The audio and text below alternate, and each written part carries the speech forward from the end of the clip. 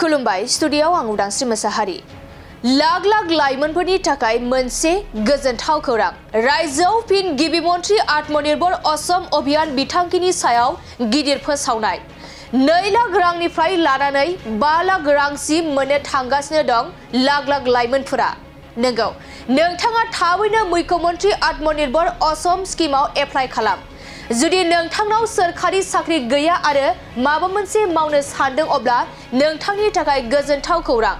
सोरखारि साख्रि गैयै लाइमोनफोरा जायखिजाया हाबा मावनो थाखाय सोरखारनिफ्राय 2 लाख रांनिफ्राय लानानै 5 लाख रां मोनगोन। आसामनि गिबि मन्थ्रि डक्टर हिमन्त बिश्व शर्मानि गिदिर थिरांथा। फैगौ सेप्तेम्बर आरो अक्ट'बर दाननि गेजेरावनो मुख्यमन्त्रि आत्मनिर्भर असम स्किमनि गिबि किस्तियाव 1 लाख रां होनाय जागोन। लोगोसे बे बिथांखिनि थाखाय 1,62,000 लाइमोनफोरा एप्लाइ खालामखाबाय। बिनिखायनो नोंथाङा थाबैनो 1 दाननि गेजेरावनो एप्लाइ खालाम। मख'नो गोनांदि बे बिथांखिनि थाखाय 75,000 लाइमोनफोरखौ सायख'नाय जागोन। बिनि थाखाय नोंथाङा मावख'आरि वेबसाइट cmaa.assam.gov.in आव थांना एप्लाइ खालामनांगोन।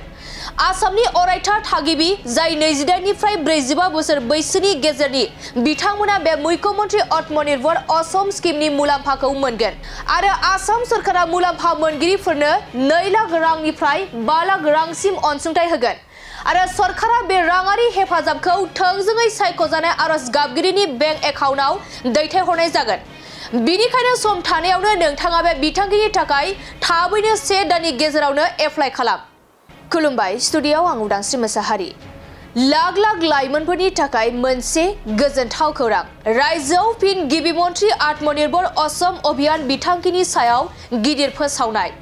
2 लाख रांनिफ्राय लानानै 5 लाख रांसिम मोननो थांगासिनो दं लाख लाख लाइमोनफोरा। नंगौ, नोंथाङा थाबैनो मुख्यमन्त्रि आत्मनिर्भर असम स्किमाव एप्लाइ खालाम। जुदि नोंथांनाव सोरखारि साख्रि गैया आरो माबा मोनसे मावनो सानदों अब्ला नोंथांनि थाखाय गोजोनथाव खौरां। सोरखारि साख्रि गैयै लाइमोनफोरा जायखिजाया हाबा मावनो थाखाय सोरखारनिफ्राय 2 लाख रांनिफ्राय लानानै 5 लाख रां मोनगोन। आसामनि गिबि मन्थ्रि डक्टर हिमन्त बिश्व शर्मानि गिदिर थिरांथा। फैगौ सेप्तेम्बर आरो अक्ट'बर दाननि गेजेरावनो मुख्यमन्त्रि आत्मनिर्भर असम स्किमनि गिबि किस्तियाव 1 लाख रां होनाय जागोन। लोगोसे बे बिथांखिनि थाखाय 1,62,000 लाइमोनफोरा एप्लाइ खालामखाबाय। बिनिखायनो नोंथाङा थाबैनो 1 दाननि गेजेरावनो एप्लाइ खालाम। मख'नो गोनांदि बे बिथांखिनि थाखाय 75,000 लाइमोनफोरखौ सायख'नाय जागोन। बिनि थाखाय नोंथाङा मावख'आरि वेबसाइट cmaa.assam.gov.in आव थांना एप्लाइ खालामनांगोन।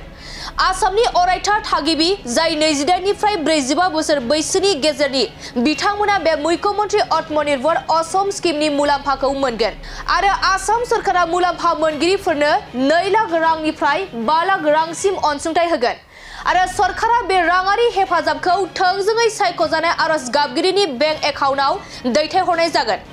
बिनिखायनो सम थानायावनो नोंथाङा बे बिथांखिनि थाखाय थाबैनो 1 दाननि गेजेरावनो एप्लाइ खालाम।